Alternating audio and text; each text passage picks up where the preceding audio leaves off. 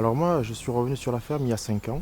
Je suis la cinquième génération de la propriété, qui comprend à peu près 300 hectares en superficie.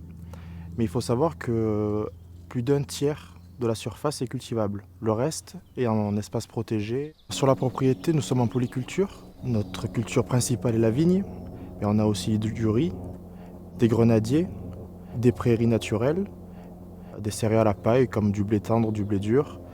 Et depuis pas longtemps, on cultive du tournesol, un peu de sorgho et de la luzerne pour faire des rotations.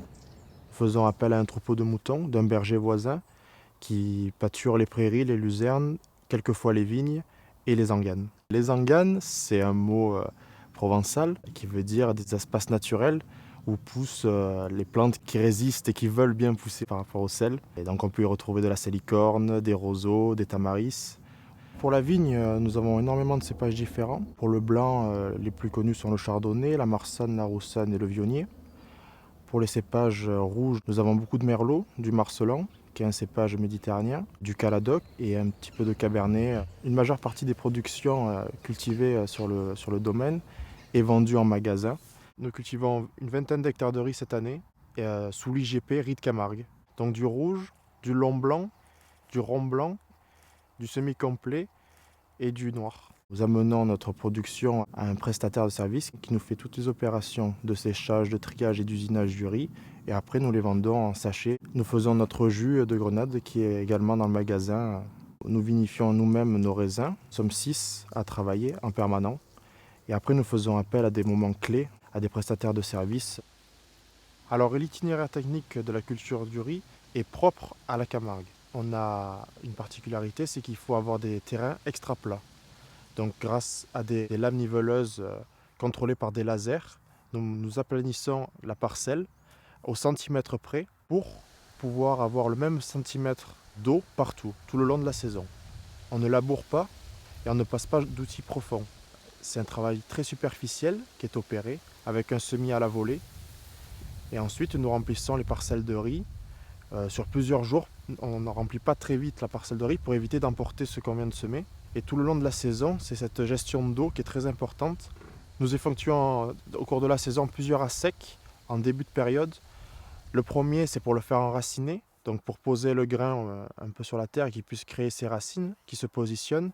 Et le deuxième, c'est pour qu'il puisse piquer, donc pour que le germe puisse sortir de l'eau pour pouvoir après pousser convenablement.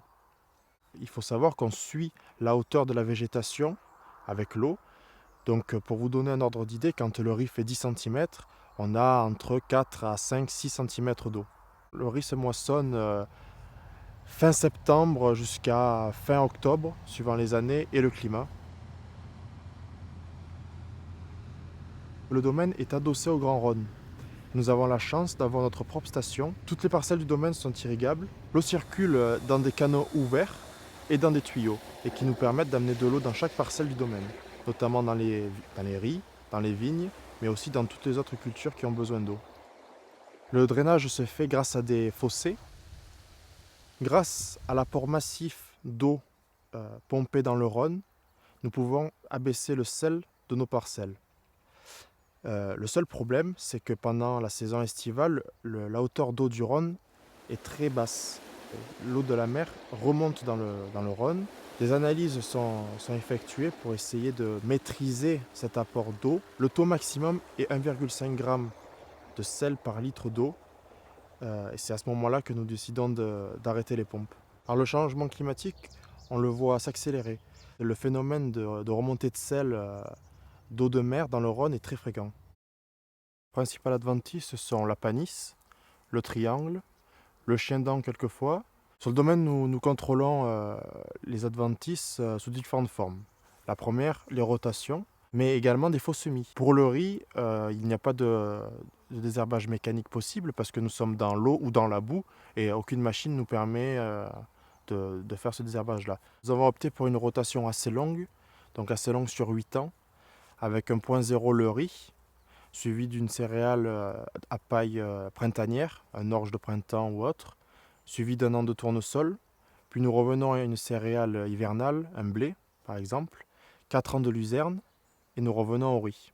Entre chaque culture, on essaye de mettre en place des couverts végétaux, enherbement ou engrais vert, avec du trèfle de Perse, qui a un bon pouvoir couvrant et qui permet un relargage d'azote assez conséquent.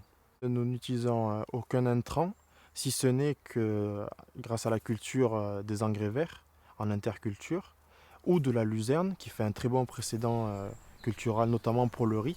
Nous ne pulvérisons pas de produits insecticides. On travaille en parallèle avec la nature et la biodiversité. Les haies et les petits bosquets permettent aux auxiliaires de culture d'être présentes proches des parcelles, ce qui permet de réduire les ravageurs. Ceci permet aussi de couper les formistrales. Sur certaines haies, nous avons installé des nichoirs à chauves-souris pour contrer un peu le phénomène de pyrale du riz qui est un fléau sur les riz.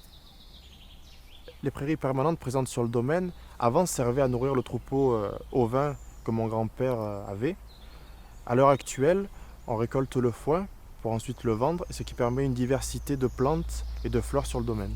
Pour l'avenir, j'aimerais bien essayer de nouvelles techniques plus respectueuses encore de l'environnement, c'est-à-dire des semis sous couvert ou des semis directs pour essayer de limiter au maximum les passages de tracteurs, notamment en grande culture.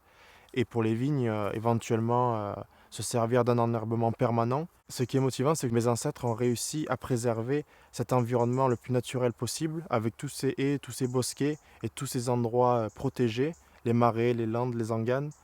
Et j'aimerais bien à mon tour laisser ma petite trace et encore plus protéger ce lieu.